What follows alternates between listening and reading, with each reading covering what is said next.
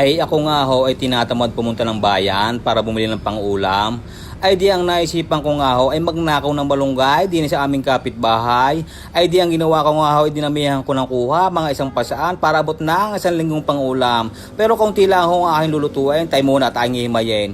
Kung kayo ay mainipin sa paghihimay ng malunggay, ay di garin inyong gawin. Isang hagod, dalawang hagod, o di ba tapos kaagad, o pakulo ng tubig. Habang nagpapakulo ng tubig, ay di manonood muna ng Viva Max. Ari nga ho ang ating nahimay na malunggay at nakulo na rin niya ang tubig. Kapag nakulo na ang tubig, ilagay na ang bawang mga 3 kilo, 1 kilo, 2 kilo, 3 kilo. Tapos lagyan nyo na rin ng paminta, mga 1 tasa. Kapag nilagay ang paminta at bawang, inyong tatakay pa hanggang sa kumulo ng malakas. Habang naghihintay pagkulo, ay di tuloy ang panonood ng Viva Max. At ari nga ho, malakas na ang kulo ng tubig, ating ilalagay ng malunggay. Ang payo ko sa inyo, huwag nyo nang uhugasan ng malunggay at ang nagpapasarap dyan ay yung sapot ng gagamba at ipot ng mga ibon. Inyong hahaluin. Tapos lalagyan nyo ng magic sarap. Ang ilalagay nyong magic sarap mga 1 dosena para talab na talab agad ang lasa. Tapos inyong tatakaypan. Tay muna, wala pang asin eh. Ayun, lalagyan ho ng asin. Tapos inyong hahaluin.